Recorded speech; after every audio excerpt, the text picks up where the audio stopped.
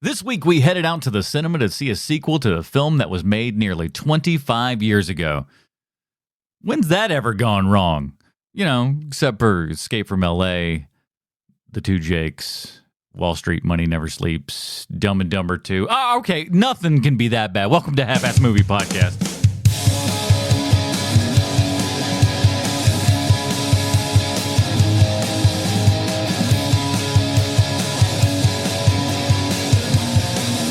Ladies and gentlemen, welcome back to Half-Ass Movie Podcast, a show where we put together a half-ass theme as an excuse to watch movies. My name is Adam Portress, and joining me today, the only boat you'll find him on has a wet bar and a helipad. Sweet Sean Zakovacs from the internet. What does my past matter when my future is only to die as a gladiator? And Bruce isn't here, but this is what I wrote for him in case he was here this week. I said, every night after making sweet love, he must proclaim, are you not entertained, Bruce Leslie? Thought that was going to be a fun one for him.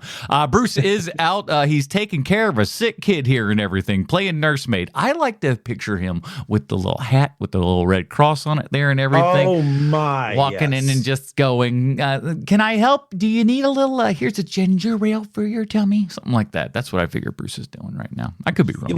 Like a nurse from Exorcist 3. Like that look. Exactly. Skirt and everything.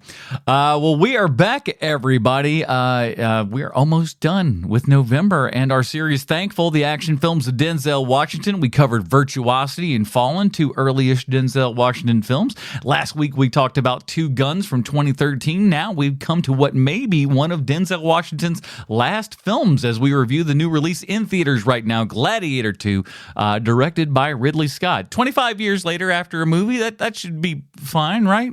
Just fine. Well, look, man, I mean, you know, we talked about it not off air, but we talked about it in the Dinger Zone that, like, if I were to see that there was a Gladiator 2 movie, my first reaction is to roll my eyes. But when I see that it's Ridley Scott directing it, I'm like, maybe. I was the exact same way. I was just like, when you go Gladiator 2, and it is that first thought of like, there's no way Ridley Scott's coming back for Gladiator 2, so they got somebody else. No way this is going to be good. And then when they say Ridley Scott, you're like, okay, wait, hold on now. What's this? Right. Because at the very least, it's going to look great. It'll be competently told. Even some of his stuff that kind of sucks, like your like Gods of Egypt. I mean, most people haven't seen that one. It's not good. I haven't seen it. And you shouldn't, because it's not very good. And like, I love how people were just like, well, you know, the race swapping. I'm like, no. That is the least of the problems of this movie. You wish that was the problem that this movie had. You wish it was. There's so many other things that are way worse about it. That's the least of this movie's problems. Get out of town, dog.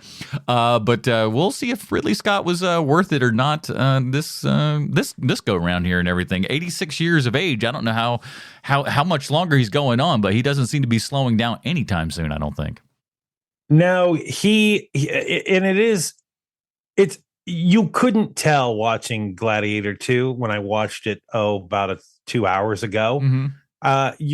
You can't tell that it's directed by someone who's 86 years old.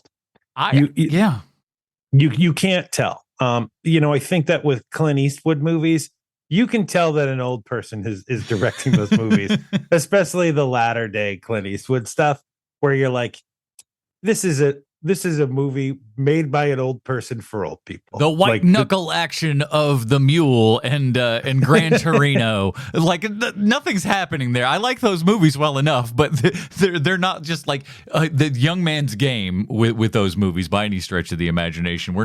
He's not pulling out another like a Spielberg or something, like a Saving Private Ryan in his 80s or something like that. But given what we've seen here with Ridley Scott, I believe he's the absolute. In fact, I'm going to go so far as to say he did do that with this movie, because my God, is it epic. It is so bombastic too. It's not just that it, like, the grandeur and the scale is huge, because it is. It's massive. It's Rome, but it's also like kinetic watching it, where like there's like, this is usually used as a pejorative, but like. He has very athletic moves with his cameras. Yeah. And you need it for a movie like this. Otherwise, it's like watching the 1960s Spartacus movie where you're like, yeah, okay. Like, I know that a master filmed this, but this is not great. And I'll be honest with you, I was watching for spots in this movie, just going like, all right, let me see the old man director come out. Let me see just like a couple of shots that feels like you were lazily just kind of set him up here and I ain't find none of it. No. And as a matter of fact, one of the things that I kind of found charming about this movie is that the special effects in this movie are just as bad as they were in the original. Like the originals special effects, you're kind of like laughing at it a little bit. And there are scenes on that boat in the opening scene. There are scenes on those boats where it's like, holy hell, guys! Like, what are we trying to do? I've got some other ones that I thought were even more egregious. For sure, those baboons, the baboon fight. Get out of here! Correct. Good Lord. We'll get into all of these things because there's a lot to talk about with this movie. There is. But before we get all of that, I do want to say a giant thank you to the people that support us over at patreon.com/HMP. Those people get pre-show, post-show, Dinger Zone. And I just thank you to all of you guys who support this show and everything. And I do want to let you know that we're getting more and more content out there for you and stuff, guys. I know a lot of people have subscribed on, all of your regular podcast stuff and everything, but go subscribe over at youtube.com and because just check out Half-Ass Movie Podcast. Just look up HMP. You'll see our little logo there and everything. Subscribe to that because not only are we doing that, our podcast is up there so you can hear all the episodes. I'm also doing video content there as well. I'm doing some movie reviews and unboxings and all kinds of little fun stuff. I've got other different ideas. This week I'm going to have several different reviews of Thanksgiving movies. Last Criterion haul for this month's sale here and everything. So I'm going to do a video on that. I got 2 more movies that I'm planning on picking up, so I'm going to do a video with that. So please go over to the YouTube page. I'm actually monetized and stuff now, so I can actually make money if you go and watch something. So that would be really appreciative to me, and it don't cost you nothing but your time and effort. Go over there, and I'm so happy because I put a lot of effort into. I unboxed or rather reviewed Terminator, the new 4K that came out and everything. All the other James Cameron 4Ks have all had crazy AI weird crap done to them, and they all just look bad from a big giant perspective here and everything. And so I thought Terminator was going to look that way as well, so I didn't buy it. But then I did buy it because I heard so many good reviews, and it does absolutely look fantastic. So if you want to see my review on that and a couple of other things, head on over to the YouTube page there. That link will be in the show notes. So I really appreciate that. Patreon.com/HMP. And I'm putting all the stickers and stuff together. I've got the envelopes waiting for the printer to get the stickers back to me, and then we're gonna start sending those out to all of you people. Those details will follow very soon. So patreon.com/HMP. Love you so much. Thank you guys. And if you can't do that, jump over to the iTunes there. Give us a 5-star review. Really appreciate that. Or just shoot us an email, halfassmoviepod@gmail.com. Let's get into it. Here's the IMDb plotline for Gladiator 2. As we all know, IMDb 100% correct in everything they say and or do. After his home is conquered by the tyrannical let's start again. After his home is conquered by the tyrannical emperors who now lead Rome, Lucius is forced to enter the Colosseum and must look to his past to find strength to return the glory of Rome to its people. While I couldn't read it, that's actually a pretty good synopsis of the story, believe it or not. It is pretty solid. That's a good way to describe the plot of this movie. Usually it's just like a gladiator must fight to save his life, and you're like, okay, but at least this had some thought put into it. This is written by David Scrappa. He did The Last Castle from 2001. Never heard of it, but killer cast in that. Love that movie. That's a great movie, man. That's a great movie. That's Robert Redford and James Gandolfini. Great movie. Yeah, I was just like, I've never heard of this movie. You look at that cast, you're like, damn, that was not too shabby there. Good movie. The opposite of that is The Day the Earth Stood Still with Keanu. No, thank you for that one. Not so much. And previously mentioned on last week's Dinger Zone, Ridley Scott's All the Money in the World. And really? Yeah, he wrote that one. Did 3 episodes of Man in the High Castle, and just before Gladiator 2, he wrote Napoleon for Ridley Scott and has upcoming Cleopatra that's going to be directed by Denis Villeneuve. Well, so this guy is in the upper echelon of writers then. If because those two guys are particular. Doing a little moving and shaking. Story by Peter Craig, who did The Batman, Top Gun Maverick, Bad Boys for Life, and the last two Hunger Game movies. So that's something. Directed by Ridley Scott. I don't need to tell you who Ridley Scott is. He's one of the most celebrated directors of all time, so we'll just skip over that one. Starring Paul Mescal, Pedro Pascal, Amy Pascal. Wait a minute. No, that's not true. Connie Nielsen and Denzel Washington. There's Sony. I forgot all the names. I had 4 or 5 different almost Pascal-y type names, or Pedro, like all in that P kind of name, or Cal at the end. I had like 5. I wish I was writing them down. When I was driving home, I'm like, here's another name. Here's another. I'm like, damn, these are good. I'm like, I got home and I was like, I forgot them all. Connie Nielsen, by the way, that's another person that I was just like, she has not stopped working and had like a gajillion things. She is like, she's a killer. She's just one of these silent killers over here, man. Just a ton of work and like has just kind of not stopped since the 2000s. It really. No, really not. And like mixing it up too. Yeah. Like the kind of sneakily, like she's in the Wonder Woman movies. Like she's in little tiny things. She does TV. Like she's just kind of everywhere. And so you can be forgiven if you're like, I know her from somewhere, because you do know her from somewhere. She's in everything. She's just not like, she's not just screaming it across the screen like everybody else. I think like the kind of thing is like, we need, a good looking woman, of age. And they're like, hey, she's delivered for us for quite some time. So keep on keeping on, I say. She's also great in Nobody. She's good in that too. Oh, yeah. Now, did you know any Paul Mescal stuff before any of this? Were you familiar with this guy? I have never seen this man before in my life. And so when he shows up on screen, the first thing I think is, it looks like Pedro Pascal and Travis Kelce had a baby. Okay. Like that's what he looks like to me. Like he looks too similar to Pedro Pascal, in my opinion, because it's like, oh, these guys are pretty like I realize one's of Latin descent and one isn't. Yeah, they Irish they still look remarkably alike. Yeah, they kind of got like their skin tone's not too far off and everything. Hair color, they fairly. Could be cousins. Oh yeah, like they look. If they played cousins, you would totally believe it. Yes. And so that was one of the things that was throwing me right away. Also, I kept thinking that was Pedro Pascal on all the posters and stuff. And so when it turns out that it's not Pedro Pascal, I'm like, wait a minute, who the hell is this dude who almost is Pedro Pascal? I didn't even know. Like, I was like, when I saw that he like that isn't Pedro Pascal, I was like, oh, did we get screwed? And then Pedro Pascal shows up like 2 minutes later. The part of Pedro Pascal will be played by Paul Mescal today. So I've never seen this. To answer your question, I've never seen this dude before in my life before today. So do you know him from anything? No. Turns out like he'd been acting in some stuff, but really Irish football player. Really? Yeah. So that explains a lot, because he isn't bad in the movie, right? Like he's not bad at all, but there's nothing,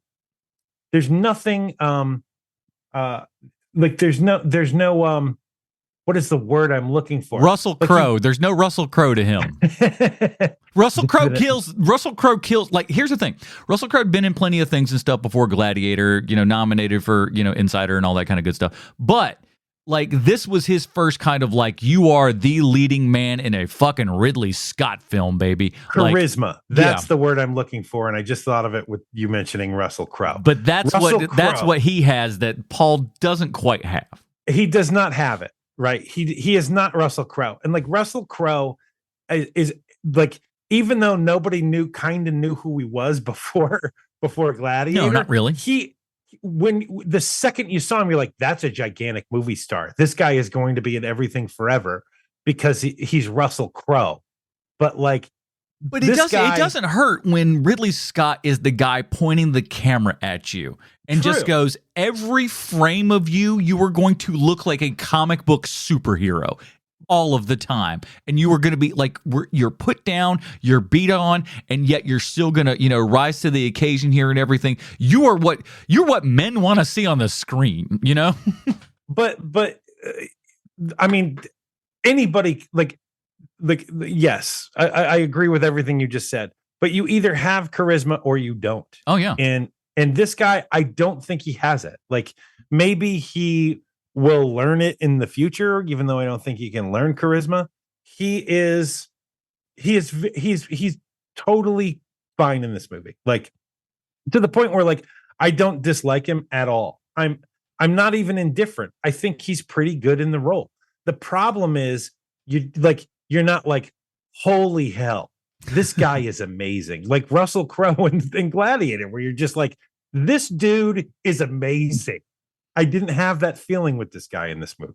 Well, okay, and I'll play a little devil's advocate here, because at the beginning, when I saw our kind of main character here and everything, I was like, I was not sure. I wasn't sure of this guy because, like I said, I hadn't seen him in anything previously. Not that I bring any baggage to that. Like, I've never seen you before, ergo you must not be a good actor. Certainly not. But I was like, I'm not sure if I think this guy is the guy to kind of do this. Is he going to be the lead of this movie? And but I feel like his character, now while it's not super big or anything, it's got an arc. He does kind of get up to a point and everything. He doesn't have that extra over the top thing that Russell Crowe has. And that let's be honest, at that point Russell Crowe been acting at least a decade, Yeah. And this guy's kind of, prior to a couple years ago, was just a football player, and he's a good-looking enough guy. He can act well enough, and maybe get better over the years, and hopefully that's something that like Ridley Scott saw, some of that potential in there, and then maybe over the years somebody else will go like, oh, we'll take that guy, and then get a couple more reps and stuff, and become even better. But I think his kind of lack of that charisma and stuff like that actually works to his benefit for this role, because he's reluctant. I would agree with you, except when you are in a movie that has a charisma vacuum, when someone shows up with charisma, your eye immediately goes to them. And yes, I'm talking about Denzel Washington here, but the other guy I'm talking about is Joseph Quinn, the dude from Stranger Things. Yes. When he shows up on screen, you're like, I just want to see everything that guy's doing over there, because he has charisma. He has like, your eye is just immediately drawn to that dude, like it is with Denzel. And so like when your main character, and don't get me wrong, I am not saying that I dislike this character. I think this character is totally, I like this character. Like, I like it. I just don't like when your eye is drawn to two bad guys in the movie. That's probably a problem. That you know what, that is a real problem. He's not Maximus. That's the thing, right? And so when Maximus shows up, like when Maximus shows up in flashbacks, you're like, oh, holy shit! I wish Russell Crowe was in this. But you don't want Russell Crowe today in your Gladiator 2 today.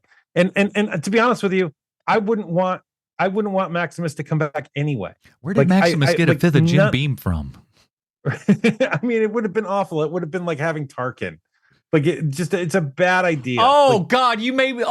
That's a worse thought than I just thought we'd put old Russell Crowe in it. You got an even worse idea. We put young Russell Crowe in it. We'd CGI age. Oh my God, that's even worse. Well, when I saw the really bad CG earlier, I was like, oh no, we're probably getting young Russell Crowe. Here's the thing, though. Here's the deal, though. Like, not for nothing, Ridley would be a person to step his toe out and kind of try a little something like that. He's not completely against, stretching it like that and just going like, maybe we could put somebody in there, and like sometimes it works and sometimes it don't. I've seen the tiger scene in the first Gladiator movie. I know.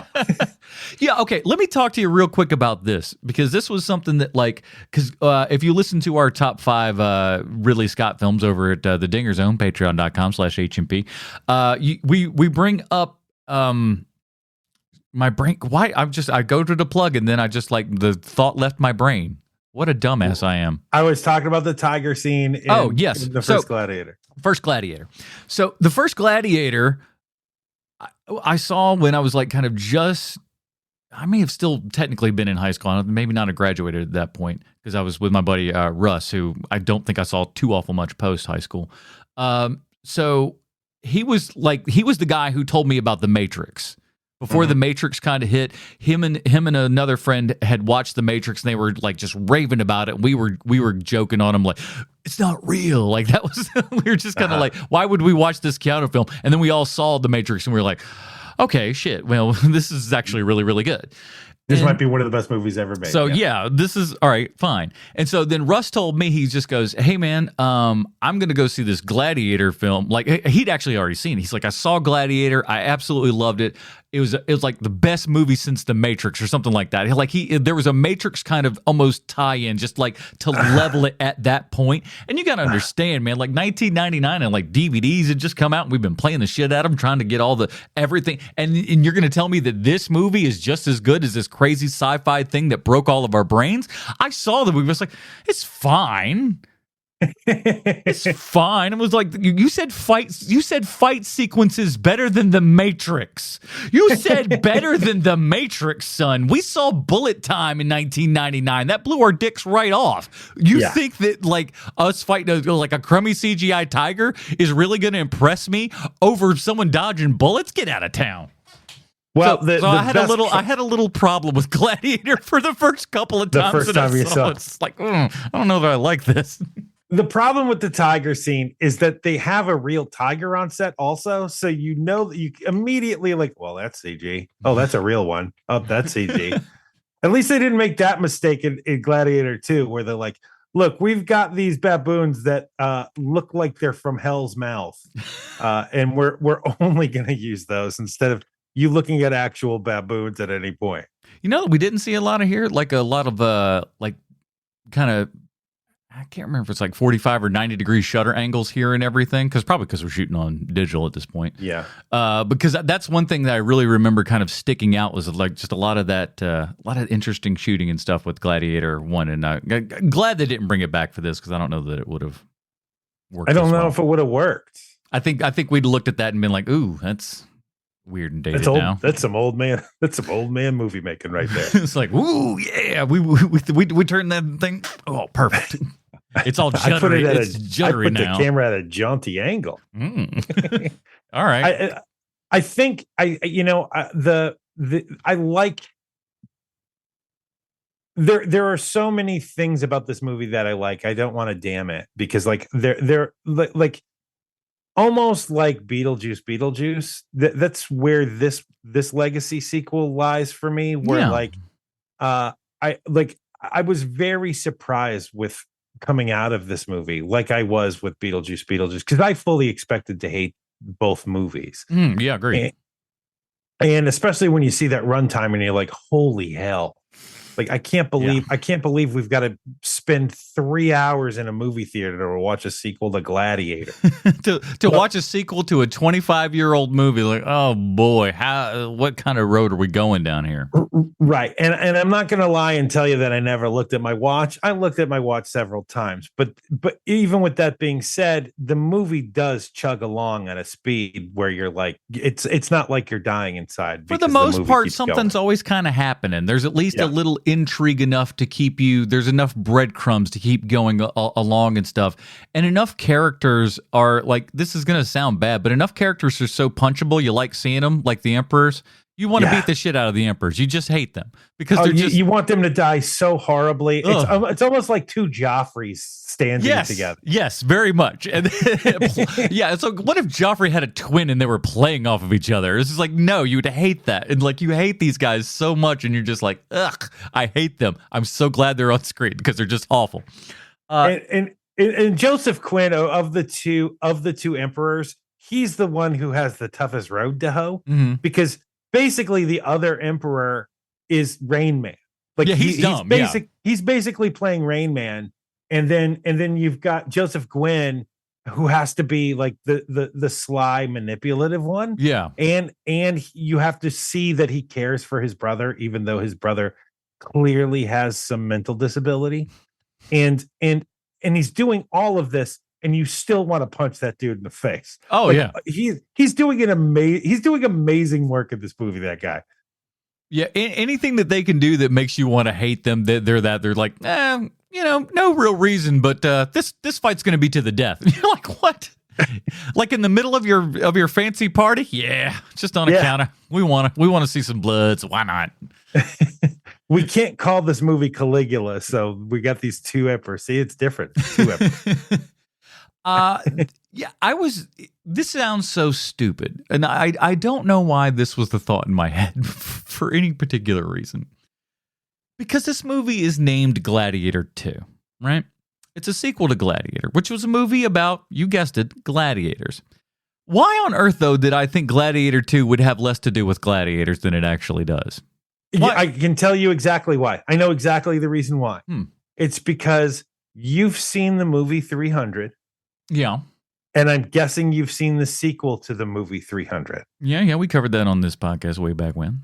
Because in the sequel to 300, which it is a crying shame it's not called 301. Right? They totally should have called it 301. Swing and it's right there. Don't be stupid. Call it 301. That you couldn't do that. And that movie is nothing at all like the original movie. Like nothing about that movie is the same. Yeah. And because it takes place during it's sort of a sword and sandals movie, your brain somewhere in the deep recesses of your mind was thinking about that terrible sequel to one of the most homoerotic movies ever made. Mm. And that's probably what happened here too, where you're like, oh, this isn't going to be about gladiators. It's Gladiator 2. I was like, I don't know. What I was like, and at the same time, like when I reflected on it, I was like, what did you think it was going to be a road trip? It's called Gladiator 2. They're going to be fighting in it, you dummy. And I'm just like, oh, yeah, well, we are now, not for nothing though. We are kind of in almost the exact same predicament as we are with Gladiator 1, so to speak. It's just, yes, we're kind of back to square one. Now, spoiler alerts, because we haven't really said too awful much as far as that goes, but spoiler alerts for people that may never listen to this podcast before, so we're going to spoil some stuff here. It's fine, like, because I liked it. I don't, and again, it was another one of those, like, maybe I'm just dense, or I'm purposely not looking for any kind of, because I didn't watch any trailers for this. I didn't know jack. Nor I did not. I knew Ridley Scott. I knew it was Denzel, Gladiator. That's it. Zero. I don't even think I technically knew Pedro Pascal was in this. I don't even think I knew that. But I thought he was on the poster. So, but I thought that was him. I did, but I was just like, I don't know what I was expecting going in, but the fact that it is very much just a retelling of that of the last story, or a continuation, which is almost like a retelling. It's like Evil Dead 2. It's like, it's the same thing again, but not really, kind of. Yeah. And I mean, there is a whole lot more plot in this movie than there was in the first one. You have basically 3 different storylines happening at the same time, because you've got Lucius coming home, and we don't even know he's Lucius yet, although all you have to do is like think about it for 30 seconds. It should have been looking me right in the face the entire time, but me just like, oh, he said that, can't believe that. I'm like, really? What a bumpkin. I did the same goddamn thing, and I got mad at myself. I was like, what? Like what? You got sitting there scratching your head till it's raw and bloody, going, it's called Gladiator 2. It's going to be a movie about gladiators. And son of a bitch, if it's not like an actual sequel to the first Gladiator movie. They literally told you it took place 16 years after. 2 + 2 = 4 sometimes, Porters. Jeez. You've got that plot line. Then you've got the plot line of Lucius going through the gladiatorness of it all. Like that's like the first one. Then you've got the intrigue of court, where you've got Pedro Pascal and his wife trying to overthrow the emperors, the dual emperors. And then on top of that, then you also have the Denzel Washington story. So like you've got a lot of shifting plots happening, which the first one doesn't have. And I'm going to be honest with you, you need all of those plots, because you do not have Russell Crowe in your movie. So you need to keep people's interest going because Paul Mescal isn't bringing the thunder. Yeah, and also his character's kind of written to be a bit more quiet and reserved and everything, and the guy who's sitting back and kind of looking at the situation and not necessarily giving the speeches that like a Denzel would give, so for example. And that's kind of the other issue with this movie is that Gladiator comes out, it's got all of these amazing tough guy lines. There's so many tough guy lines in that movie, and in this one there isn't. There's almost none. And I'm wondering if that's still holdover from 9/11. I really do. Because the first Gladiator's before 9/11, and that movie is completely different than like Black Hawk Down. Yeah. Like Black Hawk Down is a totally different movie in the politicsness of it all. Right. So I'm wondering if this movie it's just changed the filmmaker enough where he's like, I don't want to have a bunch of tough guy lines in this movie. I don't know. There's like in this particular thing when you have that, it will reign throughout, the voice will reign throughout history or whatever the particular line is. I just kind of lost off the top of my head. But it's like there's stuff like that when you hear it in this one, you're just like, ooh, is that like you're right? It's those tough guy film lines that just like make the hair on your arm stand up and just make you like, you become an American when you hear that. I don't care what country you live in. It's on my signal, unleash hell is like one of the greatest lines of like tough guy lines in a movie ever. Yeah, and he's chock-a-block full of those in this in that film. Maybe you don't need that many in there, but like he almost has like he's got like a little chant there that they have, but that's not much of nothing really comparatively. That's not the same. No. Ain't nobody saying that as a joke on the playground. No, nobody's going like, yeah, we're gonna kill. See, I don't remember what it was. I didn't say that too long ago, but there's nothing that you remember. I will say this. Really. I was I was happy about this because that's one of the things that I do remember people certainly remarking about the original Gladiator and everything was it was a nice little gore fest here. People getting heads chopped off and all that kind of good stuff, and that continued on in this film, and I was happy to see that. Yeah, there are things there are visuals in this movie that some people are going to have to turn away. Yeah, for sure. Good. Like, and at least we got at least one. There were a couple, but one very prominent head chopping scene, which I was like beautiful because that was the big thing. People were like, "Oh my god, so many heads chopping off in that Gladiator movie." That was like a selling point for like high schoolers and stuff. Like, oh, so many people get their heads chopped off. We're like, oh, we got to see that. Oh, then I gotta see that. There's nary a head chopping off in the Matrix. No, all the heads are still in place there. They just have a digitalized body and go away. These are heads coming off and fountains of blood coming out. We're like, sign me up for that. Enough of it here, and I'm glad that continued on here and that we didn't shy away from that and do like a PG-13 version of this movie. Yeah. Oh man, I would have been so pissed. I really would have been pissed off if it was like less than. That would have sucked. If I may, I'm going to dip my toe in something that's going to be very controversial. Ooh. And I understand it's going to be controversial for a long time. I love Pedro Pascal. I love the man. Mm-hmm. I think he's great in The Last of Us. Like he's done so many great movies. He is completely wrong for this part. Because he's not a war general, dude. He is an art student. Like he is a former art student. And that's all I see when I see him. Like in The Last of Us, it works because he's been pushed to his breaking point. Yeah. Like everything he does in that show works. Him here, I cannot see him like it just doesn't work, man. Like it just doesn't work. He's so great as an actor. But this is not the thing. This is not the thing he should have done. Like he has presence for sure, but it's the wrong presence. Like you want somebody who the second you see them, you're like, oh shit, that guy's been in a ton of war. I don't get that feeling from Pedro Pascal. No, he does. It looks like his stuff is performative. Yes. That's not who this guy actually is. It doesn't feel that way, correct? Like think about the villain in Avatar, the the silver haired dude whose name I can't remember right Yeah, now. I Who's was in Tombstone and in a million movies. I can't drawing a remember blank his name myself. right now. I hate that. That dude, I have no problem thinking that that guy is in the military, even though there's no way he's ever been in the military Yeah. because he's been an actor for too long. But my God, that guy gives off military. Oh, for sure.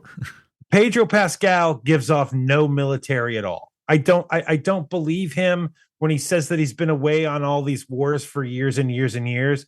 Oh, really? Yet you're still this goddamn handsome? Like he looks soft. He looks soft. He looks like he's soft of like for who that character should be. This should be like, I'm trying to think of a good like kind of old character actor. You need a big dude. You need like kind of a big dude who's like, I think not him, of course, but like think somebody of like Russell Crowe's kind of size and stuff like that now.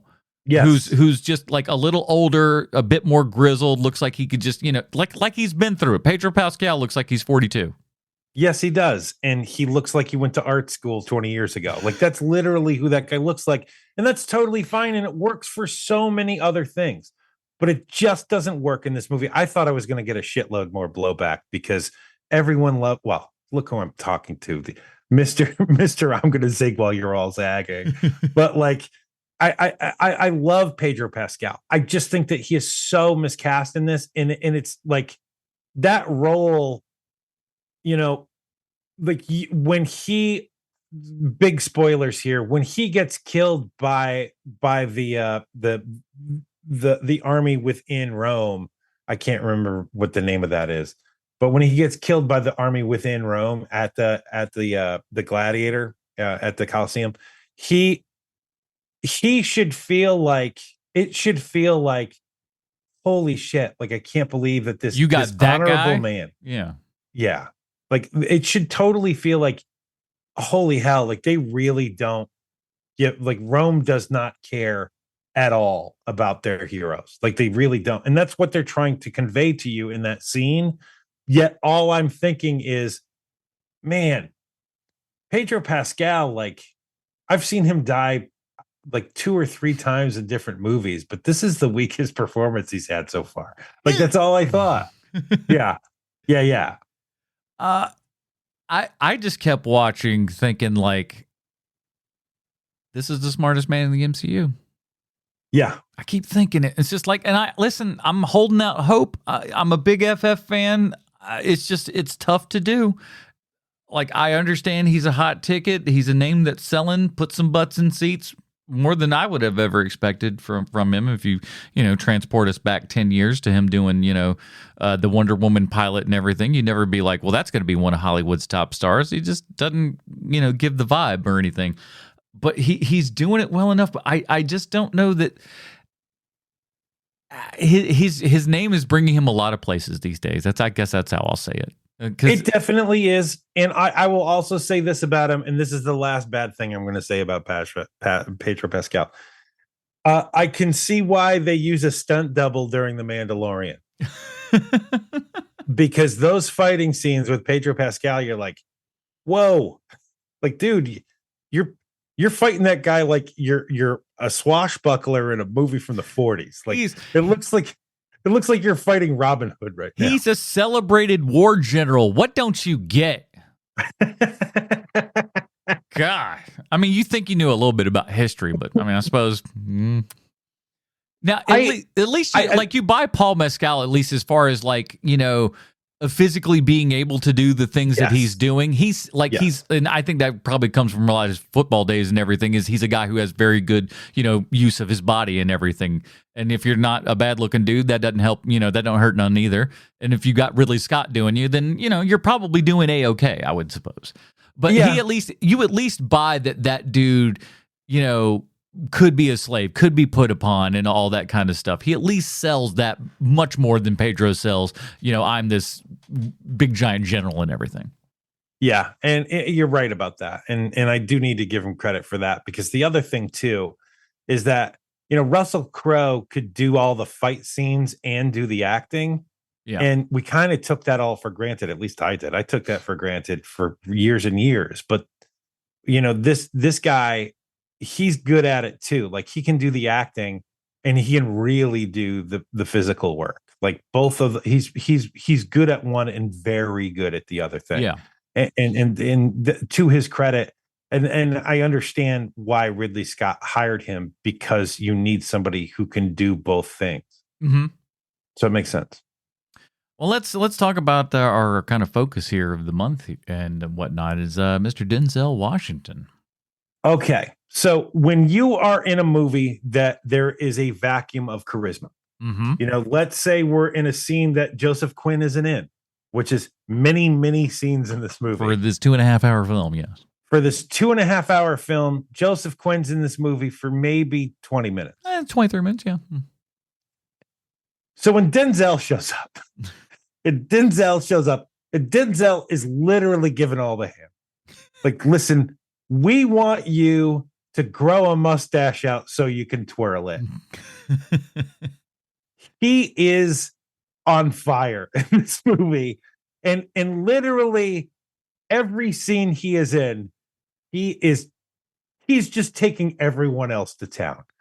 Like he is enjoying being the focus of this movie so much. Like, you know, while he's on set, he's looking at the lead actor, and he's literally thinking to himself, "Oh, this movie is mine."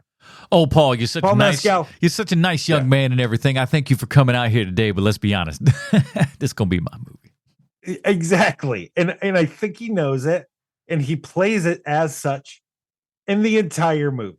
Yeah, he's a side character who has main character vibes of the whole time. Yes, and I like it's like it's not so bad with Paul Mescal that you want the bad guy to win, and we've seen plenty of movies where we want that to happen. This is not that movie. Like, you do want to see the good guy win. However, it is amazing. Like, every single time Denzel shows up in this vacuum of charisma, it is literally like, oh, thank God Denzel's in this movie. I totally forgot. Like, that does happen. I just come in to spread a little sunshine on your day here. Enjoy. My God. And you know, from the moment you see him, you're like, that's the bad guy. That's the main bad guy in this movie. Like, the second you see him. So if they're trying to surprise you with stuff, like, it's not working because he is so mustache twirly. And I'm here for all of it. I'm not saying he's doing a bad job. I think he's doing an amazing job. He is literally the thing that turns this movie from this movie's pretty good to this is a good movie. He is the reason why I think this is a good movie, not a, you know what? It's okay. Yeah, he definitely elevates it. He's welcome on screen whenever you see him. He's just having a blast with this stupid thing. Yeah, he is. I he's not. He's giving you okay. He's giving you Denzel, but he's not dialing it to 11. He's not giving you all of this stuff, but there's enough of it in there, and he's not going like, I'm giving you some sort of different accent or anything. There's really none of that. He's still got his teeth are just as white and beautiful as always. Even though no one else's are. Everyone looks like shit, and he just has this $1 million smile. And the dangling. I didn't think about that. You're right. He totally does. And the dangliest. Even the main actor has shitty teeth. Oh, in yeah. This movie. But the dangling earrings just distracting as shit. It's the flowing, like, it's I love everything about it. It's just because it's bad. It's supposed to be. That's the whole point of this dumb character, is like, he is, this ostentatious, weird kind of thing. I guess. Here's the thing. So the controversial bit, I don't know if you've heard of this, but the whole thing is apparently there was a gay kiss that was taken out.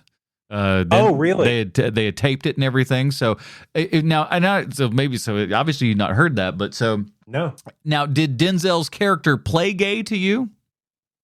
He played as bisexual to me, but it was more like, look, I don't mean to offend anyone by saying this, but the most self-involved people I have ever met are bisexual. Like, they are like, all they think about is themselves. Can I tell you why? It's because it's about them. Yes, that's all it is. It's about how it's about my pleasure. Who cares about what anybody else? That's why I'm just taking it wherever it comes, baby. I have never met a bisexual, whether it's a female or a male, where I'm like, you know what? They totally have their stuff together. Like I've never thought that. I've never seen it. So for him to be a bisexual character, which is the way I was reading it, I think it totally goes with the rest of the character. I think it has more to do with power than anything else. Oh, yeah. I don't think it has to do with his sexuality at all. I think there's a lot of that going on in this because this was kind of also the time and things as well, and also things weren't looked at quite the same. You know, it's a whole different set of standards and mores and stuff that we know nothing about, especially here in America. You know what?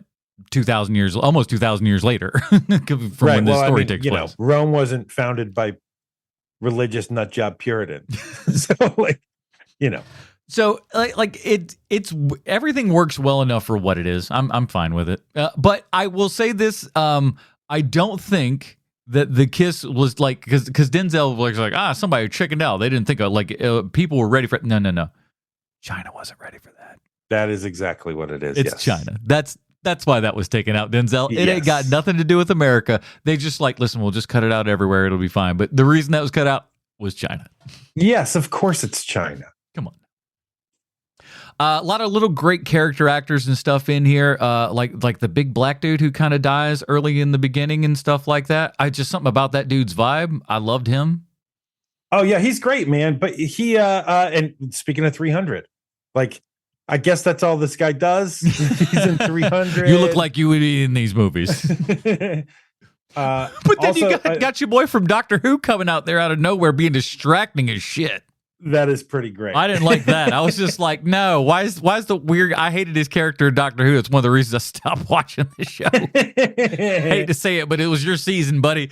And I was like, oh no, please don't ruin this. And luckily, he doesn't have too much to do. But I was like, There are a lot of people in this movie who I found myself saying, what do I know them from? Mm-hmm. What do I like? It was happening a lot in this movie, which doesn't happen to me very often. Yeah, and I think Ridley's one of those guys that kind of gets those people. Yeah. Just interesting face, interesting thing, may not be the first person everyone goes towards. And then when you look at their IMDb too, it's also like, oh, you've just been one of those character actory dudes in the background for, past 15 years. We just don't know that your name's Lou. He's also international, right? He's not an international man of mystery. He's just an international man. So he's got a foot everywhere across the globe. And he works on projects where you can get it, where you have the money to be able to get anyone from anywhere. And so I think that that's probably what he is doing in this movie, where let's look around. Let's not just go to LA. Let's try to find people from other spots and other places. And from the interviews and stuff that I see, he seems like somebody that always kind of keeps his ear to stuff. And is always kind of I feel like he's looking at new things and watching people in stuff to kind of, I think he's actively out there watching for these people and these actors and stuff like that for future thoughts on and stuff. At least that's what it feels like, at least. Watching this movie today, I totally believe what you've just said. I have this weird thing with Ridley Scott watching his interviews where it seems like the man would rather be anywhere else, which is fine by me. But because all his interviews feel that way, I never watch interviews with the guy because he's literally like, can we please get this done with? Because I'd rather literally be doing anything else. Here's what I get from his interviews. His interviews are like, I will tell you this. I don't know how you don't already kind of know this to begin with, but I'll do it. I'll be a little bit condescending to you about it. It's like, you're right. He does kind of feel like he wants to get out of there, but he's not unhappy to talk about his work. I don't think he's unhappy to talk about it, but I think he's just kind of like, it's more or less like, you haven't figured this out yet? Like, that's what it feels like. His vibe is just like, all right, I'll explain it because you clearly don't get it, but here's what my thought process is, or here's how I was doing things. And the thing that I like about him is that it's like water off a duck's back. He doesn't care. It's so just matter of fact. He's like a shark in the water. He just decides that he's going to go do something. He goes and does it and just doesn't veer off that track. But at the same time, oddly enough, when you look at it, he's got 88 different projects also cooking at the exact same time while he's, barreling down the thing that he's working at the exact same time. He's one of those people like James Gunn. It's like, I don't know how you do it. Yeah. Especially, I mean, we've talked about James Gunn before, where it's like, so you literally can't spend any time for yourself. Doesn't feel that way. You clearly need to work all the time. And it feels like Ridley Scott's the same way, where you're just constantly trying to build a better machine, which is great. I'm just not that person anymore. Like I can't imagine spending 100 hours a week doing the thing over the course of 50 years. I will say this for the both of them. Neither of them necessarily seem displeased or bothered by all of it. So no. I think they just can't be alone with their thoughts, either person. Yeah. I really don't. And what Ridley Scott's interviews remind me of? They remind me of that one interview where the interviewer is asking Scarlett Johansson if she's wearing underwear underneath her Scarlet Witch costume. Scarlet Witch? Wow, no, not Scarlet Witch. Black Widow. Black Widow, under her Black Widow costume. And she gives the guy a look and she goes, that's a really stupid question and I'm not going to answer it. And I always feel like Ridley Scott is right at the edge of that. Like he's all like so close to telling the interviewer, that's a really stupid question and I'm not going to answer that question. Like no matter what the question is, not just if whether or not he's wearing underwear underneath his Black Widow costume. Ridley, we're getting Panera for lunch. Why would you ask that? just don't. Oh God, what a pain in the ass you are. All right. Well, since we are finally here at the end of our Denzel month here and everything, we got to ask: is Denzel doing it in this movie? I think we kind of answered that in as much as perhaps if Denzel wasn't in this movie is not nearly as good as it is. I totally think that. I think that this movie needs Denzel so bad. It's the rewatchability of this movie is dependent on Denzel. Yeah. Because there really isn't a ton. You don't want to hang out with any of these other characters. You don't want to hang out with the Emperors. They're both buttholes. Our Gladiator Jr. Yeah, Gladiator Jr. Like he's fine. Great. He's fine, yeah. But you don't want to hang out with him per se. Denzel's character's an asshole, but you don't mind hanging out with him because he's got a little bit of a personality on him. Yeah, just eating scenery in every scene. He's having fun. And he's doing things you've never seen him do. Like I've never seen him overact in the way that he's overacting in this movie. And I am here for all of it, man. I just think he's so wonderful in this movie. A fight scene that rivals the fight scene in Lone Wolf and Cub there in the water. So good. So good. Him looking at his cut off hand. Like that was so badass. I love that. Like there are a lot of great guy moments in this film. Like when his hand gets chopped off like that, like right mid forearm and everything. Yeah, badass. That's just like every dude in the world was just like, that's what I came to this movie for. I came to see fools get their heads chopped off. This is great. Another dude gets his head chopped off. You're like, this is perfect. Why? Come on. That's a Sunday movie if you ever had one, man. True. Cross the swords. Take two swords, cross them, and cut the guy's head off. That's what I'm here for. Yeah, I mean, come on. You can't have enough of that stuff. If you had to recast the role, who would you do? Now, I just came up with a good idea 5 seconds ago, is that if we end up, because in our Denzel Washington movies, this has been really tough to kind of try to recast Denzel Washington because he's kind of quite the singular personality, this guy. So I'm almost thinking that because we'll continue to ask the question, if we had to recast this role, who would you do? But if we come across a situation like this, where it's like, it's Denzel Washington, almost super singular here and everything, maybe we can cast in the opposite direction of who would be the wackiest thing to ever see in this particular role. Oh, the worst person to cast? Worst or best worst, if you think about it, because I'll throw out mine. I was just like, who would do it? How would could this character be any worse? Who would make this the oddest character in the world? You literally just threw this at me on air. So yes. You tell me yours and maybe it'll John C. Reilly. Oh my God, that's amazing. Put John C. Reilly in the Denzel Washington role.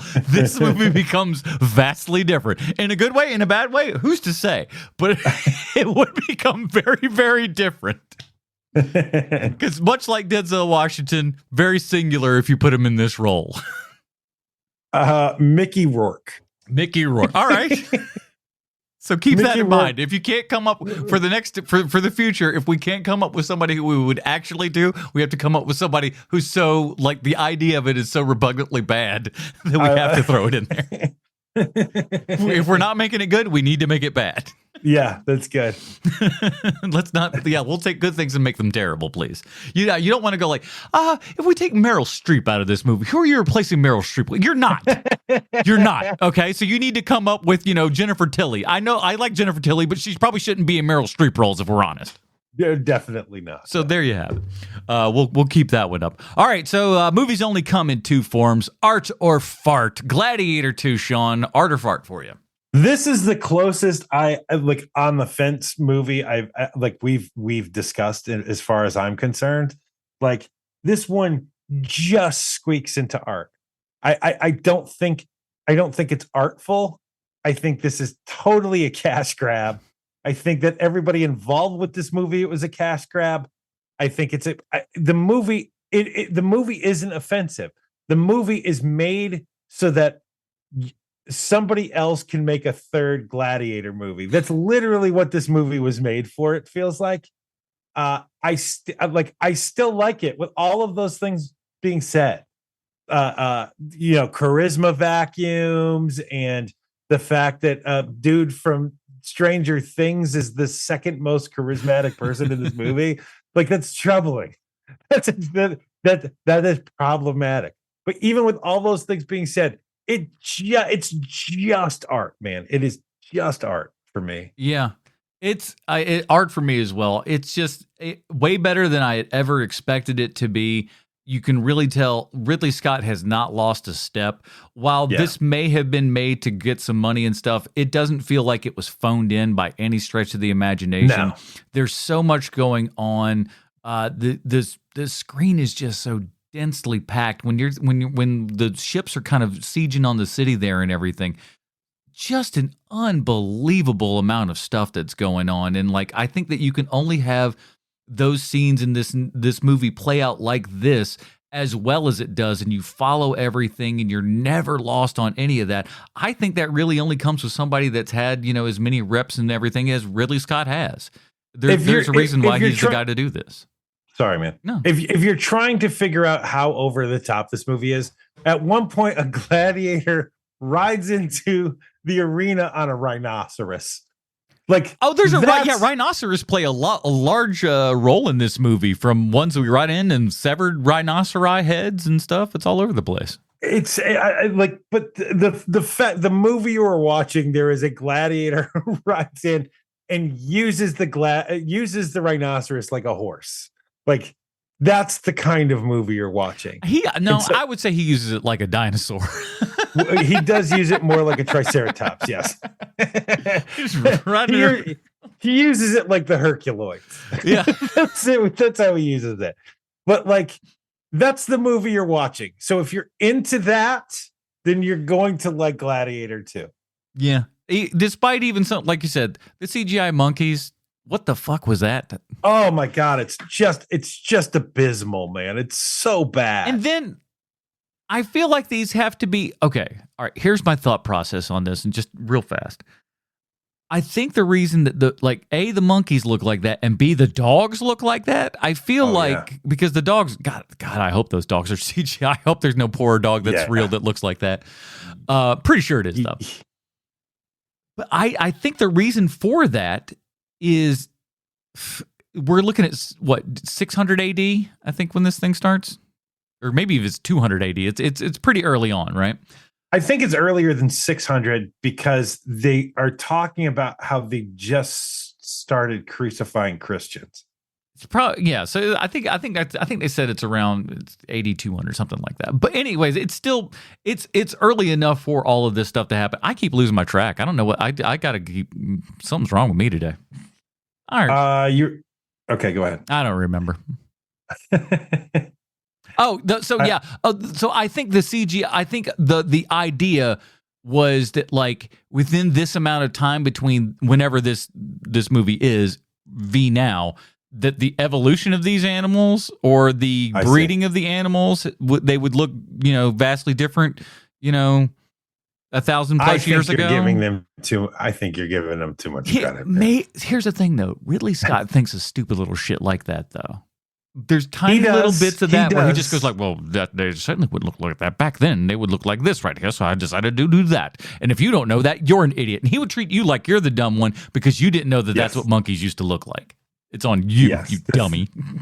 Yeah, the thing that he read yesterday, the fact that you don't know it today, it makes him smarter. He read that in England back in the 70s. You know that. That's what that's what we're to believe about everything, I guess. So yeah, two arts, not too shabby there.